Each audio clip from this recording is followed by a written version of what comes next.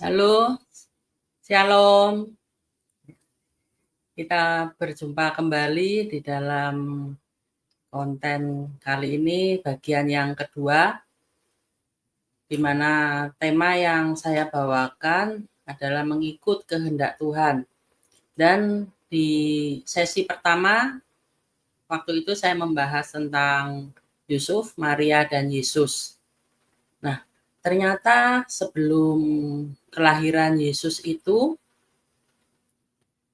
Allah itu sudah menyiapkan segala sesuatunya ya. Waktu itu dikirimlah Yohanes Pembaptis. Jadi malaikat Gabriel ini kan menyampaikan pesan terhadap Maria dan juga terhadap Zakaria. Nah, mari kita lihat di dalam Lukas 1 ya, ayat 5 sampai 25 saya akan bacakan.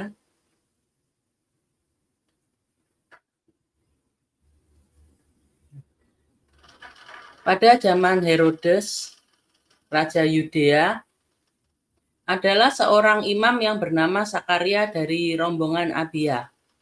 Istrinya juga berasal dari keturunan Harun, namanya Elizabeth. Keduanya adalah benar di hadapan Allah dan hidup menurut segala perintah dan ketetapan Tuhan dengan tidak bercacat. Tetapi mereka tidak mempunyai anak, sebab Elizabeth mandul dan keduanya telah lanjut umurnya. Pada suatu kali, waktu tiba giliran rombongannya, Zakaria melakukan tugas keimaman di hadapan Tuhan. Sebab ketika diundi sebagaimana lazimnya untuk menentukan imam yang bertugas, dialah yang ditunjuk untuk masuk ke dalam bait suci dan membakar ukupan di situ. Sementara itu seluruh umat berkumpul di luar dan sembahyang. Waktu itu adalah waktu pembakaran ukupan. Maka tampaklah kepada Zakaria seorang malaikat Tuhan berdiri di sebelah kanan mezbah pembakaran ukupan. Melihat hal itu, ia terkejut dan menjadi takut. Tetapi malaikat itu berkata kepadanya, "Jangan takut, hai Zakaria, sebab doamu telah dikabulkan, dan Elizabeth istrimu akan melahirkan seorang anak laki-laki bagimu, dan haruslah engkau menamai dia Yohanes. Engkau akan bersukacita dan bergembira, bahkan banyak orang akan bersukacita atas kelahirannya itu. Sebab ia akan besar di hadapan Tuhan, dan ia tidak akan minum anggur atau minuman keras, dan ia akan penuh dengan Roh Kudus mulai dari rahim ibunya. Ia akan membuat banyak orang Israel berbalik kepada Tuhan Allah mereka.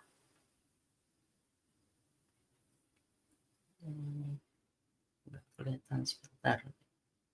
Balik kepada mereka. Dan ia akan berjalan mendahului Tuhan dalam roh dan kuasa Elia untuk membuat hati bapa-bapa berbalik kepada anak-anaknya dan hati orang-orang durhaka kepada pikiran orang-orang benar. Dan dengan demikian menyiapkan bagi Tuhan suatu umat yang layak baginya. Lalu kata Zakaria kepada malaikat itu, "Bagaimanakah aku tahu bahwa hal ini akan terjadi? Sebab aku sudah tua dan istriku sudah lanjut umurnya." Jawab malaikat itu kepadanya, "Akulah Gabriel yang melayani Allah, dan aku telah diutus untuk berbicara dengan engkau, dan untuk menyampaikan kabar baik ini kepadamu. Sesungguhnya engkau akan menjadi bisu dan tidak dapat berkata-kata sampai kepada hari di mana semuanya ini terjadi, karena engkau tidak percaya akan perkataanku yang akan nyata kebenarannya pada waktunya." Sementara itu orang banyak menanti-nantikan Zakaria. Mereka menjadi heran bahwa ia begitu lama berada dalam bait suci. Ketika ia keluar, ia tidak dapat berkata-kata kepada mereka, dan mengertilah mereka bahwa ia telah melihat suatu penglihatan di dalam bait suci. Lalu ia memberi isyarat kepada mereka sebab ia tetap bisu. Ketika selesai jangka waktu tugas jabatannya, ia pulang ke rumah.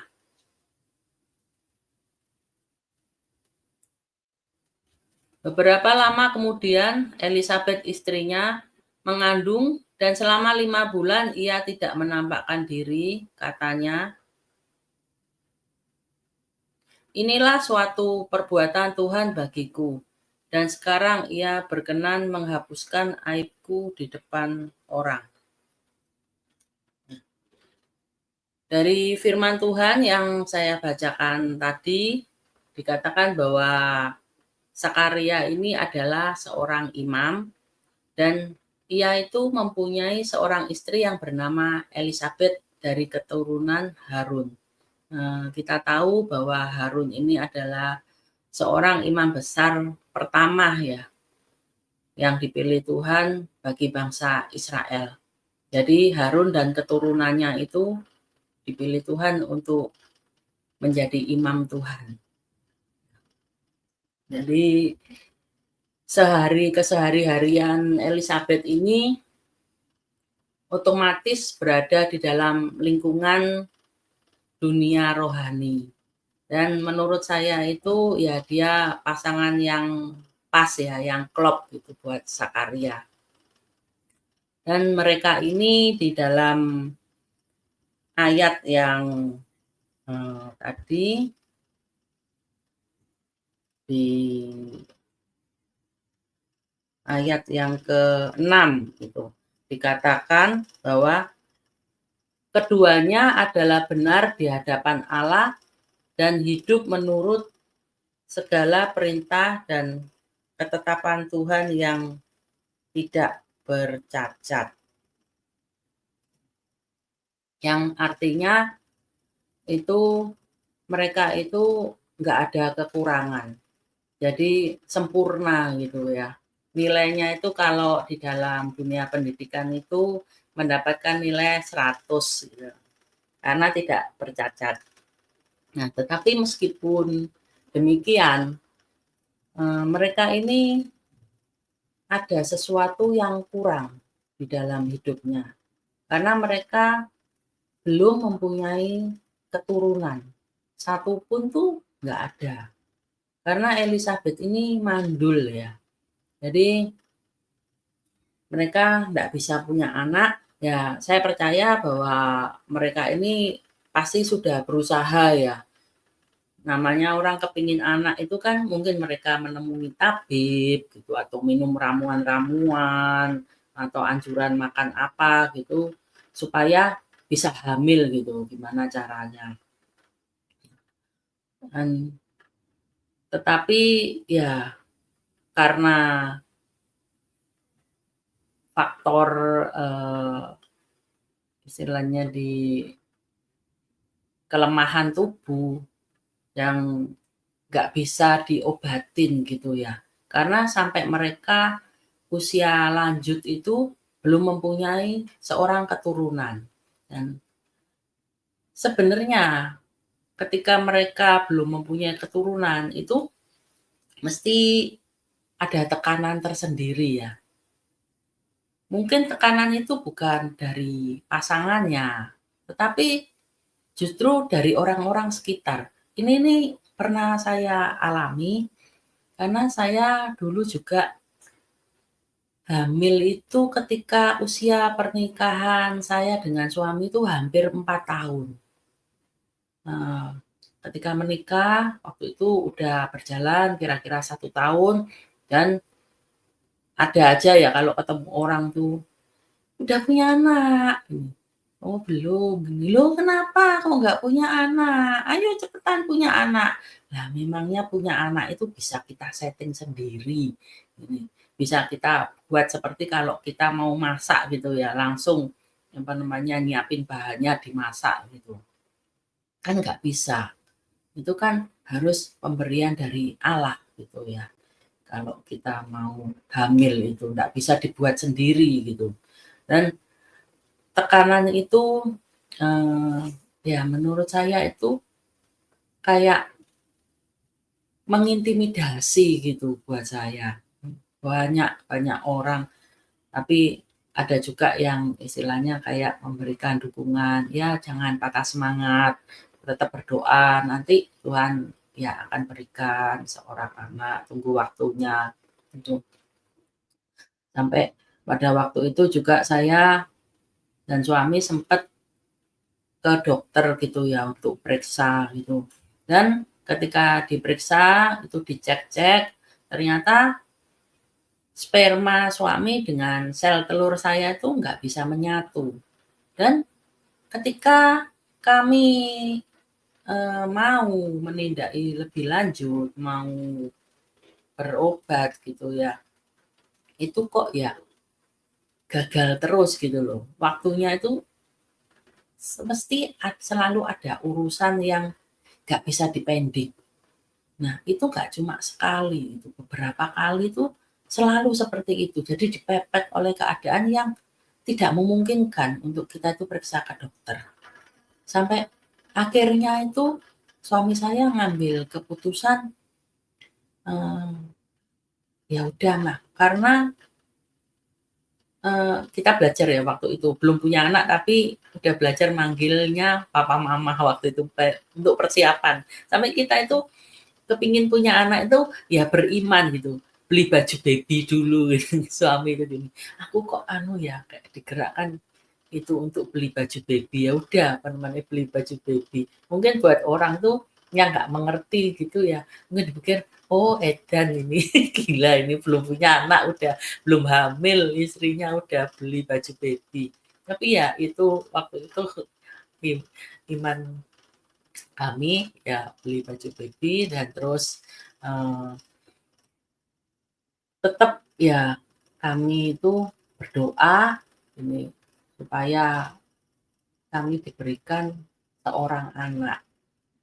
Nah, dalam perjalanannya itu pada suatu hari itu mertua adik ipar saya, jadi suami saya punya adik laki-laki dan dia punya mertua, itu menyampaikan pesan Tuhan bahwa nanti kami itu akan mempunyai keturunan. Dia itu melihat gitu bahwa, eee, apa ya waktu itu, saya atau suami gitu kayak gendong bayi gitu ya, gitu. Dan ada orang lainnya yang juga mendapatkan pernyataan Tuhan bahwa kami akan mempunyai seorang anak. Tetapi, eee, ditunggu-tunggu itu belum datang juga gitu. Karena suami memutuskan, ya udah, Kak, beberapa kali itu kami tuh gagal terus. Selalu kepingin membuat appointment dengan dokter itu selalu dibenturkan dengan situasi yang tidak memungkinkan untuk kami periksa ke dokter. Sampai ya suami bilang, "Ya udah berarti Tuhan mau beracara langsung dengan kita. Nggak tahu gimana caranya, tapi bukan yang pasti bukan melalui dokter." Ya udah, akhirnya karena suami udah bertekad seperti itu dan saya sendiri waktu itu juga belum terlalu dalam, dalam mengikut Tuhan, ya saya cuma ngikut aja dengan suami. Ya udah kami tunggu cara Tuhan bekerja. Sampai suatu hari, eee, ada seorang hamba Tuhan yang itu dia mempunyai karunia mendoakan pasangan yang ingin mempunyai anak, dan banyak pasangan-pasangan yang diberkati Tuhan seorang anak melalui hamba Tuhan ini. Mereka mereka ini nggak mempunyai keturunan, herannya Tuhan ya, kadang itu ya. Pasangan yang diberi karunia untuk mendoakan pasutri-pasutri sehingga mempunyai anak, justru tidak dikaruniai Tuhan itu keturunan. Tapi mereka mempunyai banyak anak-anak rohani. Ya, kita ndak pernah mengerti cara Tuhan bekerja kadang nggak bisa dipikir dengan nalar, dengan logika kita. Jadi sampai akhirnya ya kami beres-beresan, ternyata ada beberapa yang menjadi penghambat gitu ya untuk kami mempunyai seorang anak, untuk saya hamil gitu ya. Setelah hambatan-hambatan itu dibereskan, kami minta ampun sama Tuhan, akhirnya bulan depannya saya itu hamil. Nah, demikian juga dengan Zakaria dan Elizabeth ini. Mereka pasti menginginkan hadirnya seorang anak di dalam hidup mereka. Karena segalanya itu sudah mereka lakukan,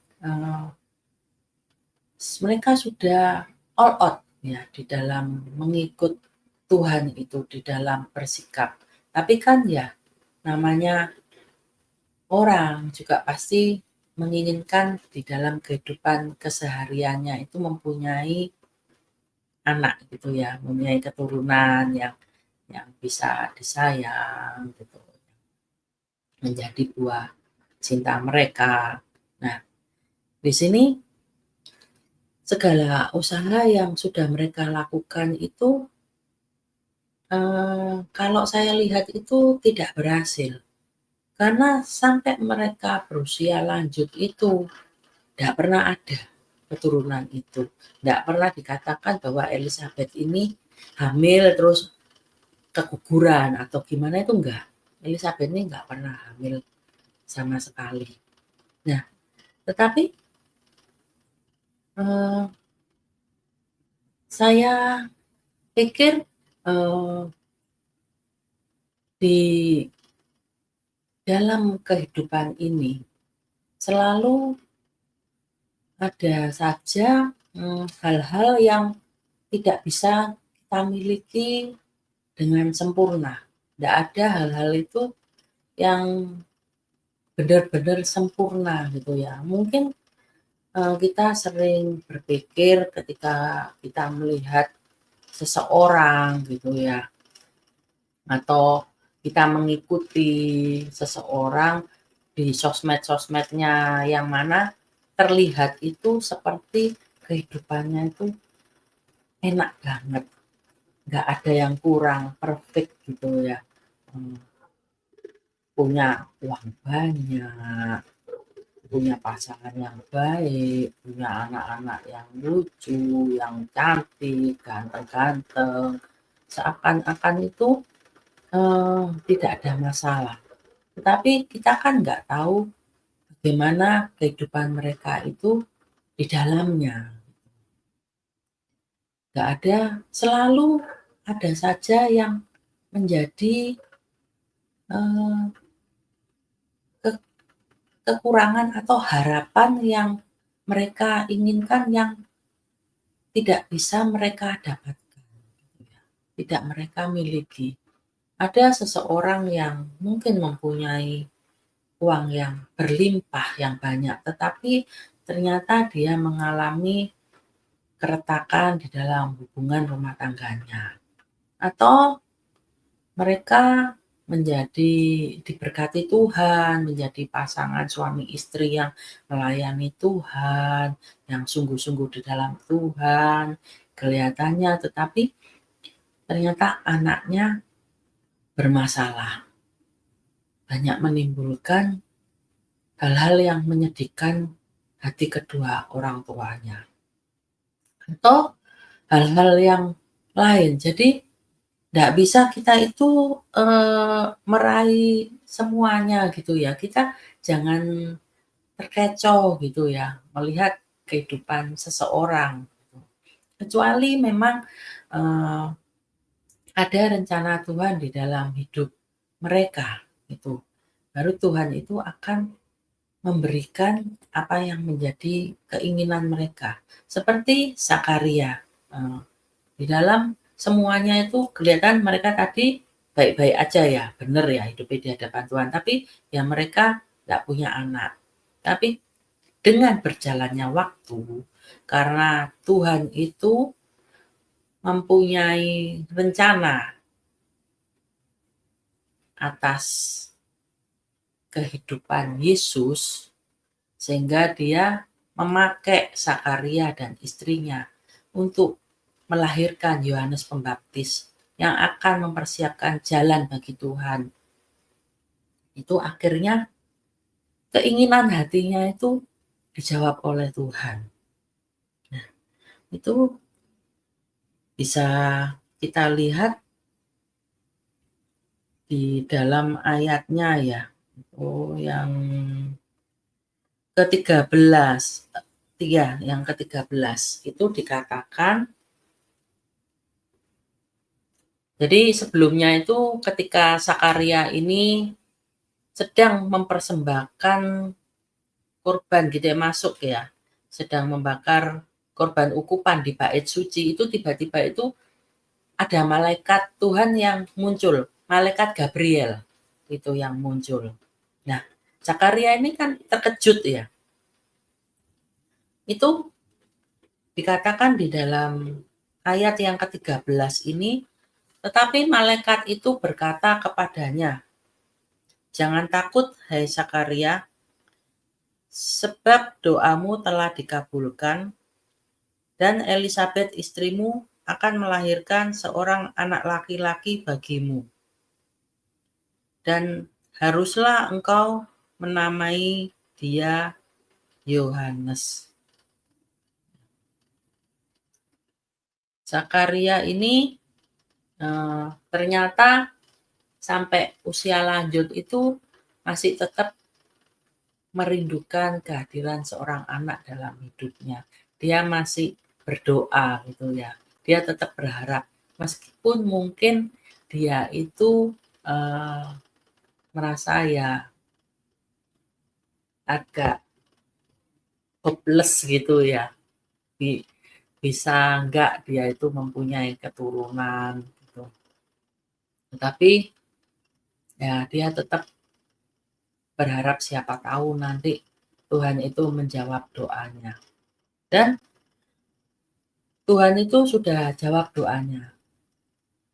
Karena Tuhan melihat bahwa Zakaria ini sosok yang benar-benar cocok. Dia karakternya sudah teruji. Dan di tengah-tengah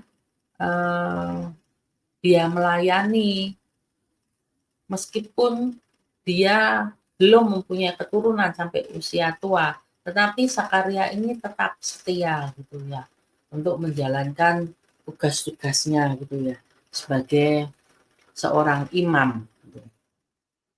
Dan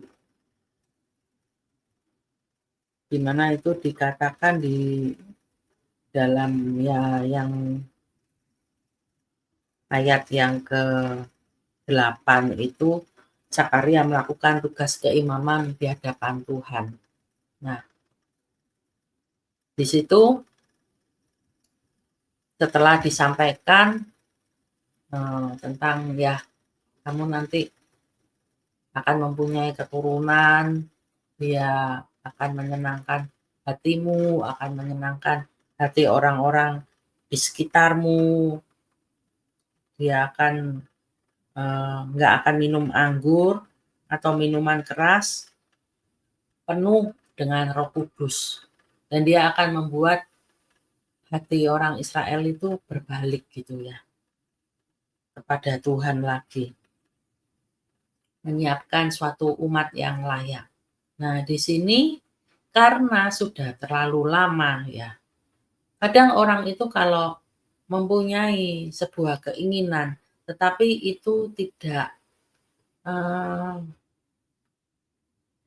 istilahnya itu tidak terpenuhi, itu bisa membuat orang tuh seperti patah semangat, kehilangan kepercayaan. Demikian juga yang dialami oleh Zakaria ini. Dia itu nggak percaya, ragu gitu loh. Gimana caranya dia dan Elisabet itu bisa mempunyai seorang anak. Itu terlihat di dalam ayatnya yang ke-18 ya, gitu. Lalu kata Sakaria kepada malaikat itu, "Bagaimanakah aku tahu bahwa hal ini akan terjadi? Sebab aku sudah tua dan istriku sudah lanjut umurnya." Nah, di sini kita lihat bahwa Sakaria ini berpikir sebagaimana orang-orang pada umumnya. Dia menggunakan logikanya. Ya, kalau udah tua itu kan kemampuan reproduksi itu kan menurun ya. Mungkin kalau seorang laki-laki masih bisa prima, tetapi seorang istri itu kan juga mempunyai keterbatasan kalau udah usia lanjut itu. Dan nanti apakah dia sanggup gitu ya untuk menjalani fase-fase ketika dia mengandung. Jadi di sini Zakaria itu ragu gitu ya. Dia bertanya-tanya kepada Gabriel, bagaimana sih hal ini bisa terjadi? Dia kepingin tahu gitu. Nah, di sini karena ketidakpercayaan Zakaria itu, malaikat Gabriel ini memberikan punishment ya, atau hukuman gitu terhadap Zakaria. Jadi itu mungkin bisa kita lihat di dalam Lukas 1 ayat yang ke-20 ya. Kita lihat di situ bahwa sesungguhnya dikatakan oleh malaikat, sesungguhnya engkau akan menjadi bisu dan tidak dapat berkata-kata sampai kepada hari di mana semuanya ini terjadi. Karena engkau tidak percaya akan perkataanku yang akan nyata kebenarannya pada waktunya. Kenapa sih kok sampai segitunya gitu, sampai Zakaria ini dibuat bisu gitu loh. Pertama yang ingin saya sampaikan bahwa malaikat Gabriel ini bukan hanya malaikat yang menyampaikan pesan Tuhan, tetapi dia itu juga mempunyai kuasa gitu ya, untuk melakukan sesuatu yang dia pandang perlu untuk dilakukan. Zakaria ini mempunyai jabatan sebagai seorang imam, di mana seharusnya semestinya itu dia itu percaya dengan apa yang Tuhan katakan. Nah, gimana dia bisa menjadi seorang imam yang baik kalau dia itu tidak percaya dengan kata-kata yang dari Tuhan. Di sini dia itu sampai sebegitunya gitu ya. Padahal itu udah diutus ya. Yang diutus untuk menyampaikan pesan Tuhan ini bukan seorang manusia yang bisa salah di dalam menyampaikan pesan Tuhan.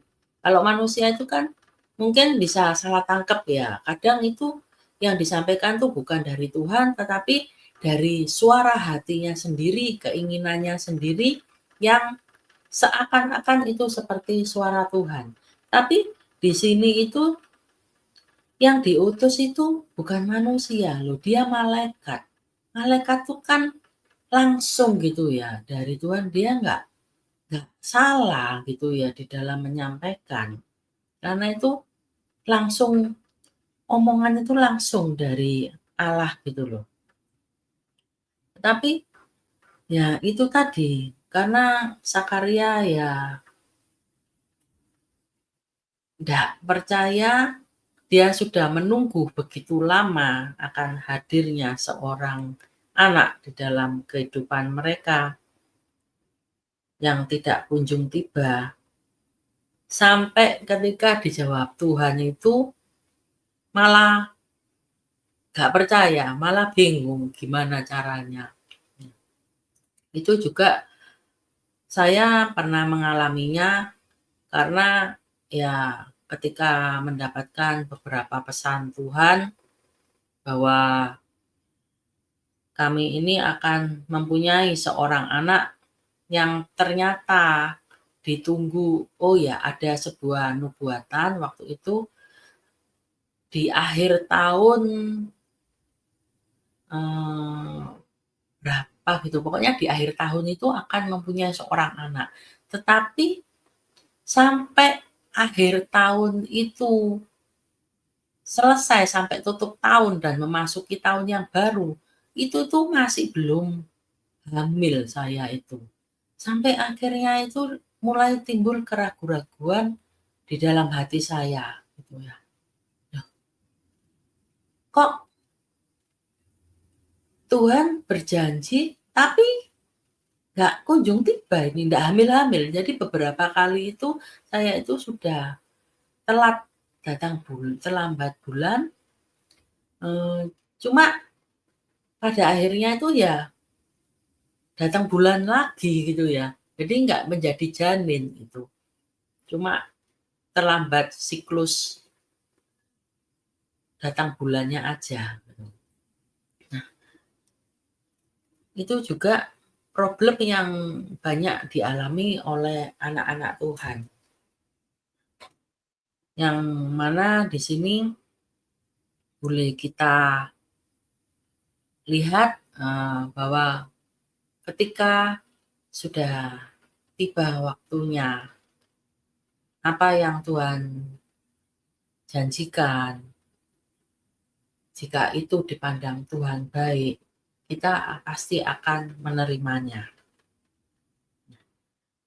Sampai ya akhirnya Zakaria ini keluar dari bait suci dan dia itu tidak bisa berkata-kata, jadi bisu karena ya diberi punishment oleh Gabriel, nggak akan bisa berkata-kata sampai anak itu nanti lahir. Dan orang-orang ini mengerti bahwa Zakaria ini melihat suatu penglihatan yang mengakibatkan dia itu tidak bisa berkata-kata.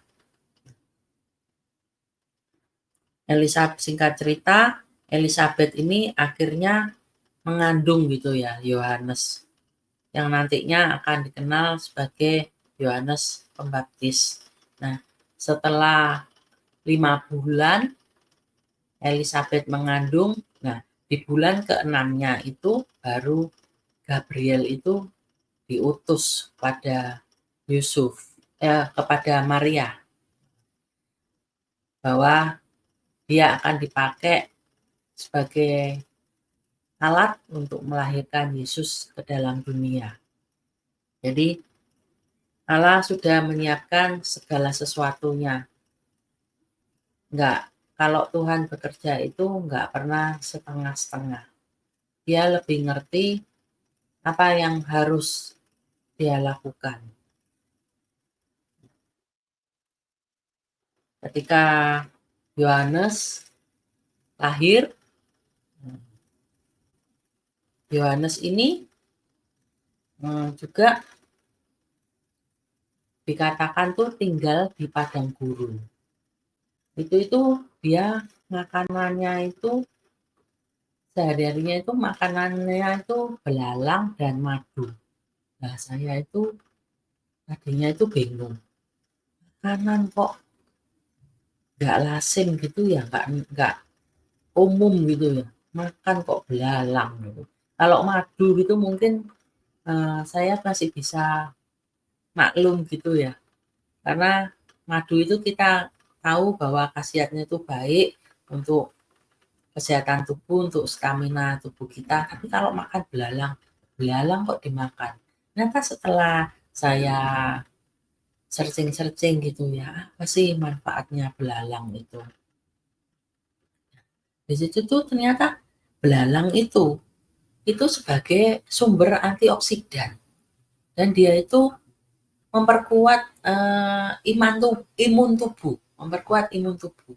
Jadi rupanya itu Yohanes mengkonsumsi makanan-makanan ini itu karena dia memandang itu baik gitu ya, bagus buat tubuhnya. Dia harus bertahan di dalam kehidupannya tinggal di padang gurun itu kan berat ya medannya itu.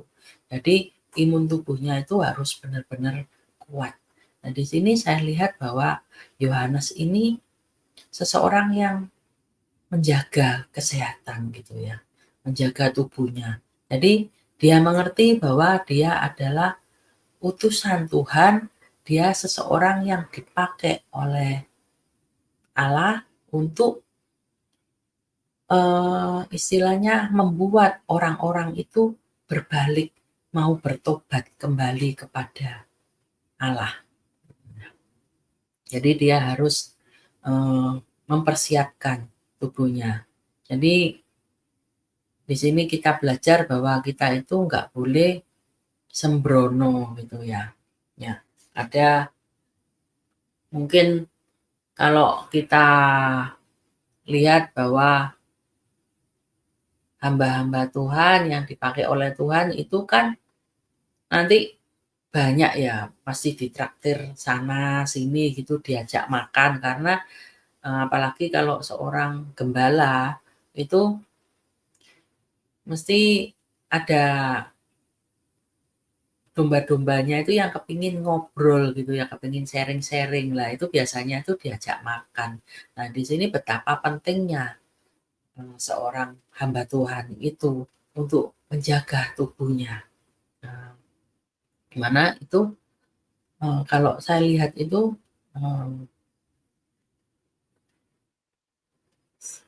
senior pastor kami itu di Smart People itu dia benar-benar menjaga kesehatannya. Beliau kalau istilahnya kalau pelayanan itu benar-benar itu all out gitu ya. Kalau ngajar itu bisa berdiri itu sampai berjam-jam gitu. Nah, di mana ini membutuhkan ketahanan tubuh yang kuat. Nah, di situ saya lihat beliau itu begitu getol gitu ya untuk olahraga, untuk konsumsi makanannya itu dipersiapkan itu dengan sebaik mungkin supaya ya nantinya jangan sampai terjadi masalah dengan anggota tubuhnya yang pastinya akan menghambat tugas yang Tuhan berikan untuk dilakukan. Kita hari ini boleh orang buat teman-teman ya yang kurang memperdulikan kesehatan tubuh. Mungkin mulai sekarang bisa mulai belajar, mulai berusaha, berjuang untuk memperbaiki pola makan. Nah, saya juga saat ini sedang memperbaiki pola makan saya gitu ya. Saya mulai rubah karena ketika dicek bahwa lemak tubuh visceral ya, lemak visceral itu lemak jahat itu tuh kadarnya tinggi dalam tubuh saya. Nah, saya berpikir kalau sampai ini saya biarkan, nggak saya atasi dengan menjalani pola hidup yang lebih sehat, itu nantinya ya akan merugikan diri saya sendiri. Kalau sampai saya sakit gimana? Terus anak saya gimana? Nah, itu menjadi suatu kesadaran. Meskipun kesadaran itu terlambat ya, apalagi saya itu sudah diperingatkan ya, gitu ya, jauh-jauh hari gitu oleh senior pastor saya itu bahwa hati-hati loh, kalau kamu stroke gimana? Enggak menjaga pola makan, kalau enggak olahraga. Saya soalnya juga ada kolesterol gitu.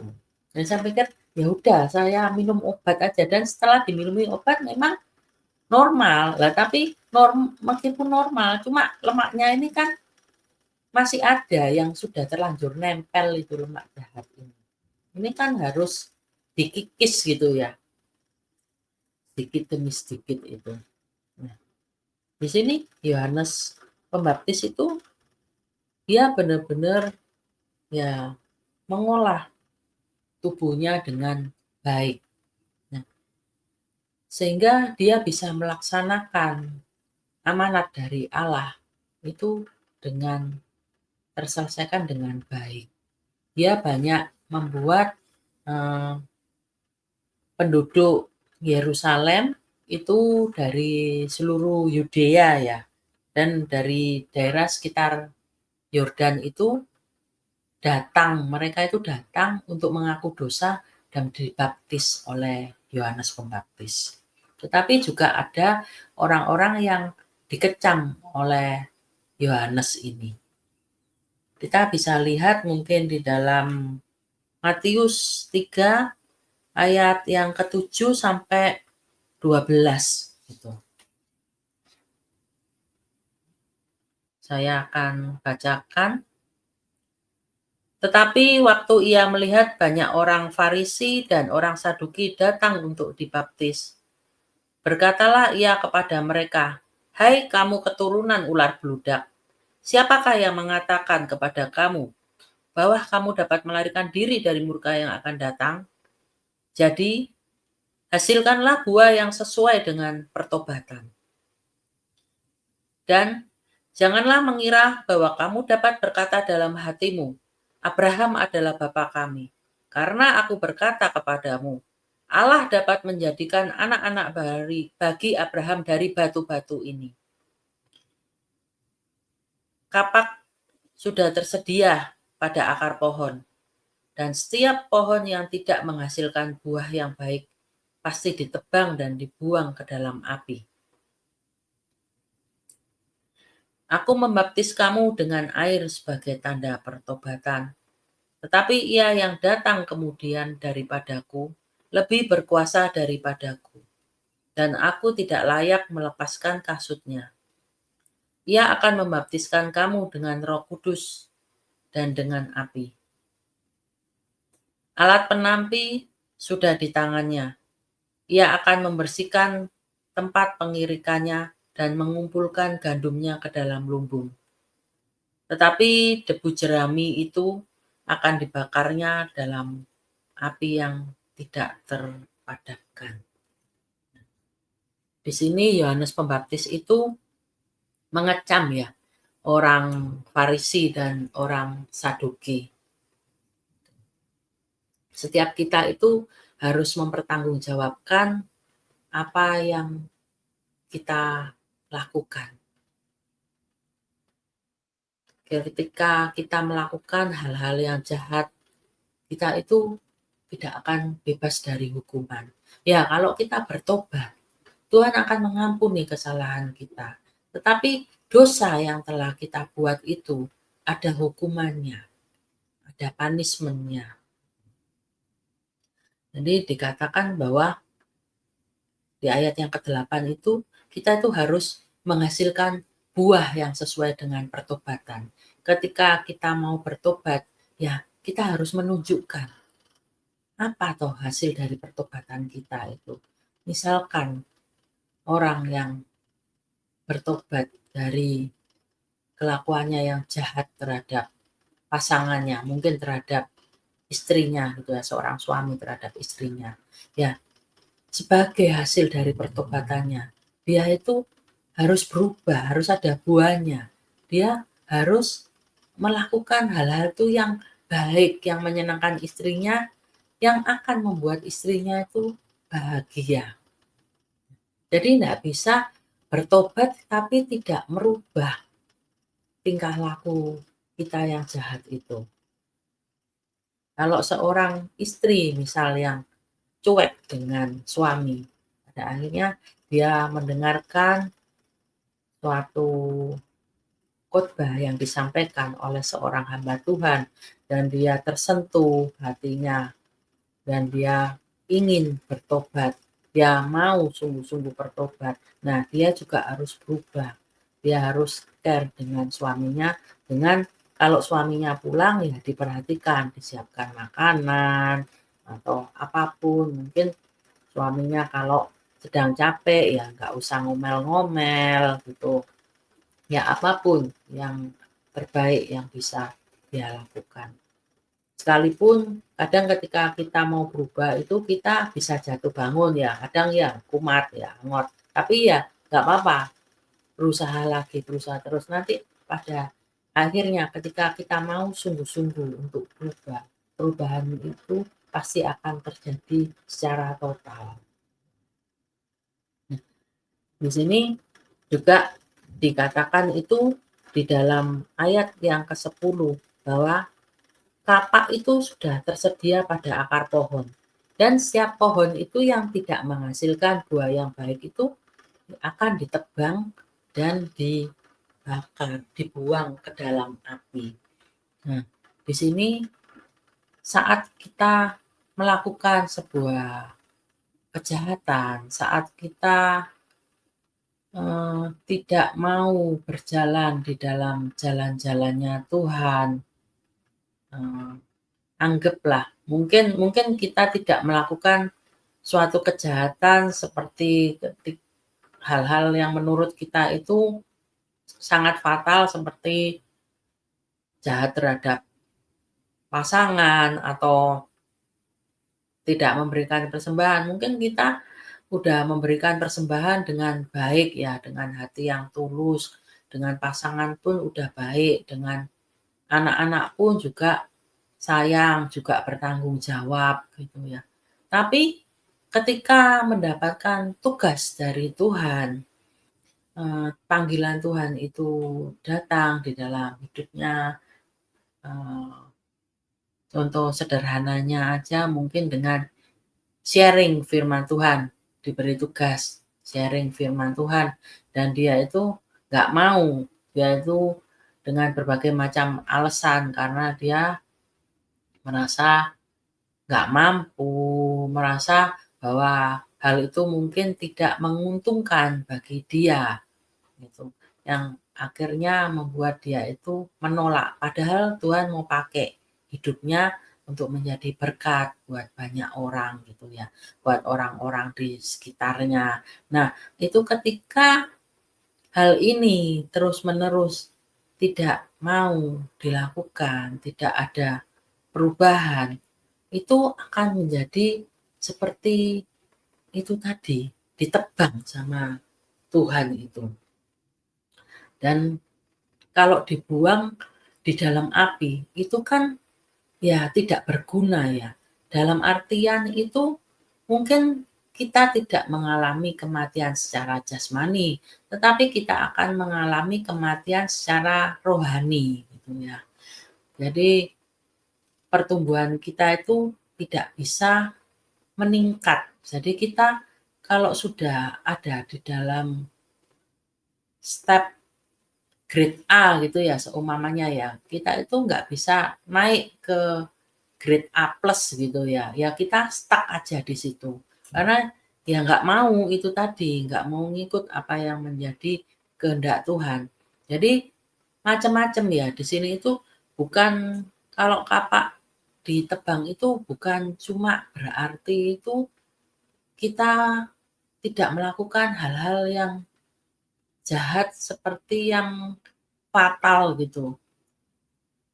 Tidak melakukan kehendak Tuhan, sesuatu yang dimaui Tuhan itu juga akan mendapatkan eh, itu ya akibatnya gitu loh. Jadi ini suatu mungkin suatu warning gitu ya buat teman-teman yang mendengarkan jika ada yang masih menolak apa yang Tuhan mau. Yuk mulai masuki panggilan hidup saudara. Ya, jika merasa nggak mampu ya doa, nanya sama Tuhan, ngomong sama Tuhan, "Tuhan gimana? Aku tuh mau Tuhan, tapi gimana caranya Tuhan?" Saya sendiri pun juga mempunyai keterbatasan-keterbatasan. Kalau dulu saya itu dijadwal untuk sharing firman, saya nggak pernah mau karena saya merasa nggak mampu dan saya membatasi bagaimana Tuhan bekerja gitu ya ketika saya mau. Saya itu merasa pokoknya nggak bisa, udah titik sampai di situ.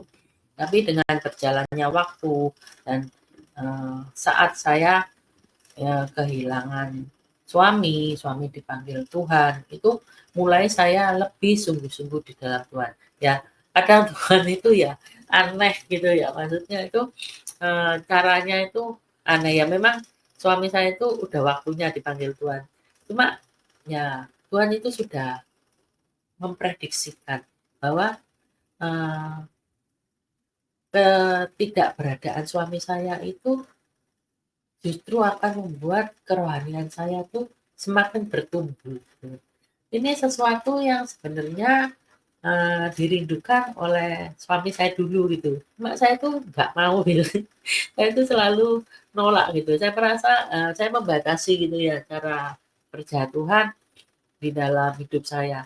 Sampai akhirnya saya tuh ya mau Tuhan, tapi pokoknya kasihin bahannya gitu Tuhan. Dan memang eh, sampai sejauh ini Tuhan itu selalu tuntun gitu, selalu berikan bahannya. Meskipun mungkin kadang itu waktunya tuh mepet-mepet gitu ya. Saya sendiri tuh sampai kadang teriak-teriak, "Tuhan, gimana Tuhan? Ini sudah jadwalnya Tuhan, sudah waktunya. Mestinya eh, ini harus saya persiapkan itu dari jauh-jauh hari. Tapi ini waktunya mepet." Cuma ya, ya udah. Yang penting tuh pas waktunya saya sharing itu ya apa namanya menjelang-menjelang itu ada gitu loh. Dan saya lihat bahwa hmm, tidak ada yang tidak mungkin gitu ya untuk kita lakukan jika kita menyandarkan itu bersandar kepada Tuhan. Jika kita menyerahkannya, kita meminta kepada Tuhan, meminta tuntunannya, itu pasti bisa. Nah, cuma masalahnya kita mau atau enggak gitu ya. Ada orang-orang yang eh, saya tawarin gitu ya untuk menjadi pembicara di dalam beberapa konten. Ya ada yang menolak, "Wah jangan, jangan aku nggak bisa, aku aku itu nggak biasa," ini. Nah, mereka nggak bertanya terlebih dahulu, nggak berdoa dulu sama Tuhan. Eee, ini yang Tuhan mau atau enggak, gitu. Kalau memang belum waktunya, ya udah nggak apa-apa, gitu. Tapi kalau sebenarnya mereka itu mau Tuhan pakai karena karena dengan berbagai macam alasan mereka nggak bisa atau mereka sibuk atau mungkin juga ada beberapa yang orang yang saya dengar itu mereka nggak mau jadi pembicara itu karena eh, nggak ada untungnya gitu loh buat mereka. Padahal kalau kita melakukan sesuatu buat Tuhan, kita itu akan memberikan eh, istilahnya itu sesuatu yang baik kepada Tuhan dan kita itu juga mendapatkan timbal baliknya kok. Apa namanya? Sesuatu yang menguntungkan buat kita. Paling enggak itu kita itu akan dibawa kerohanian kita itu dibawa naik lebih tinggi. Karena dianggap kita itu mampu, dianggap kita itu mau. Dan juga pastinya tuntunan Tuhan itu ada di dalam hidup kita.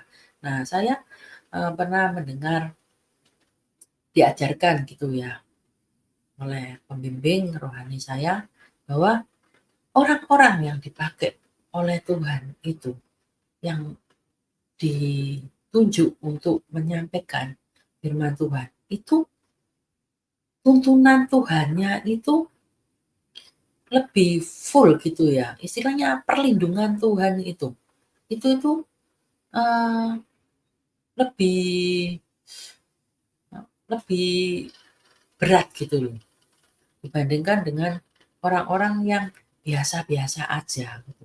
Dan ini juga memang saya rasakan, tidak saja ketika saya sharing, saya mendapatkan ilham-ilham, mendapatkan pewahyuan dari Tuhan, tetapi juga di dalam dunia pekerjaan pun, saya tuh bisa mendapatkan kepekaan gitu ya, mendapatkan tuntunan dari Tuhan. Ketika saya mau berdoa dengan sungguh-sungguh, saya mengandalkan Tuhan, tuntunan Tuhan itu ada. Saya tuh bisa ngerti, oh ini tuh sebenarnya arahnya itu harus seperti ini, keputusan saya harus seperti ini, itu jelas gitu loh. Dimana kalau yang dulunya ketika saya belum melayani dengan seperti sekarang ini, saya tuh bingung gitu, kelabaan gitu, mesti gimana gitu. Jadi kayak orang tuh kayak layangan putus gitu ya, gitu. Nah, di sini Yohanes Pembaptis ini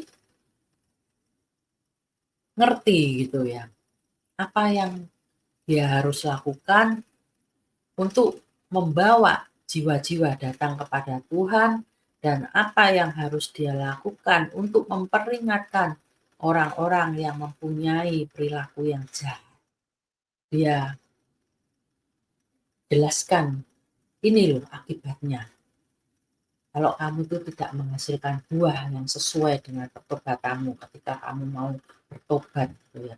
Ketika kamu berbuat jahat terus, itu pasti ditebang sama Tuhan itu, dimusnahkan gitu ya. Kehidupan kehidupan kerohaniannya itu akan mengalami kematian. Dan kalau kita melakukan sesuatu yang benar-benar fatal, itu bisa malah kematiannya bukan cuma di dalam kerohanian, tetapi juga bisa mengalami kematian secara jasmani. Di sini Yohanes Pembaptis itu dia ketika memberitakan, ketika melakukan tugasnya yang dari Tuhan itu, dia lakukan dengan baik. Dan pastinya Yohanes Pembaptis ini karena dia pelayanannya dikenal oleh banyak orang, pada akhirnya pasti banyak orang yang mengeluh-ngeluhkan dia. Cuma di sini Yohanes Pembaptis ini tidak terlena gitu ya dengan orang-orang yang menyanjung-nyanjungnya gitu.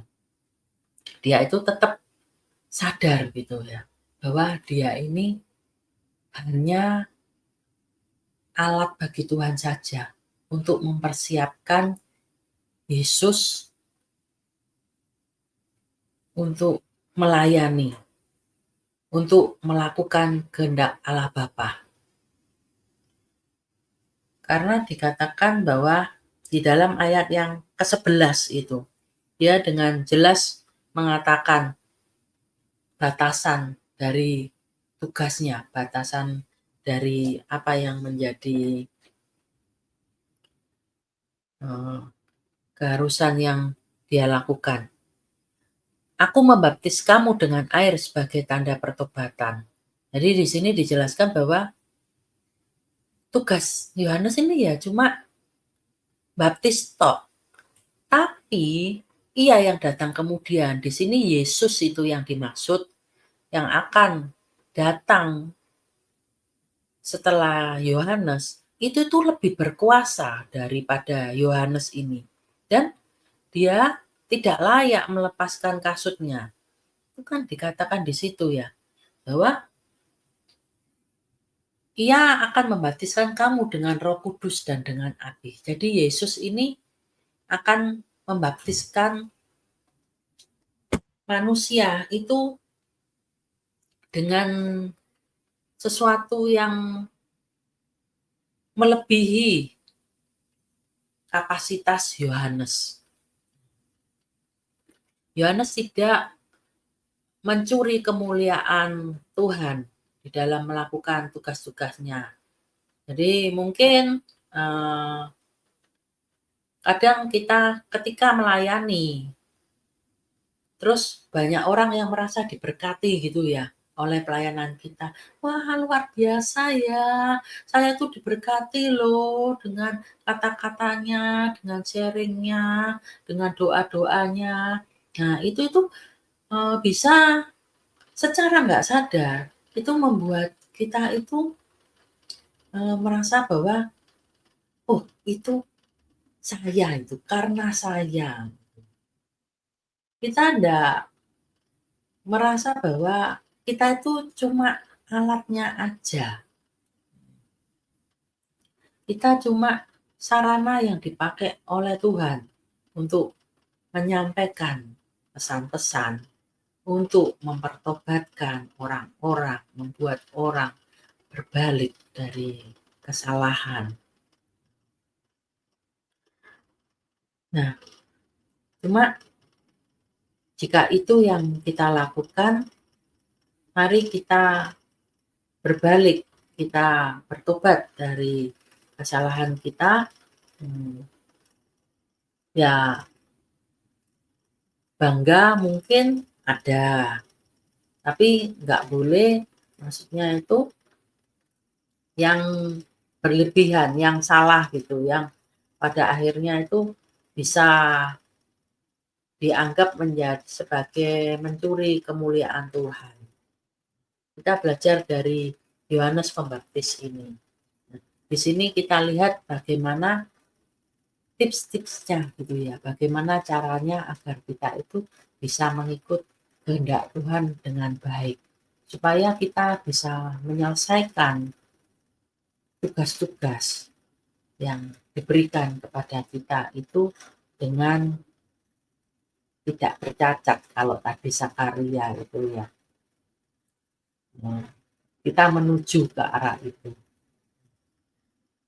Mungkin sekian dulu konten kali ini dan akan saya lanjutkan di minggu yang akan datang dengan sesi yang ketiga.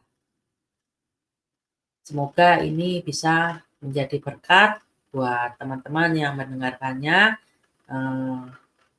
minta hikmat dari Tuhan. Apa yang mau Tuhan sampaikan buat teman-teman melalui konten kali ini. Terima kasih, Tuhan Yesus memberkati.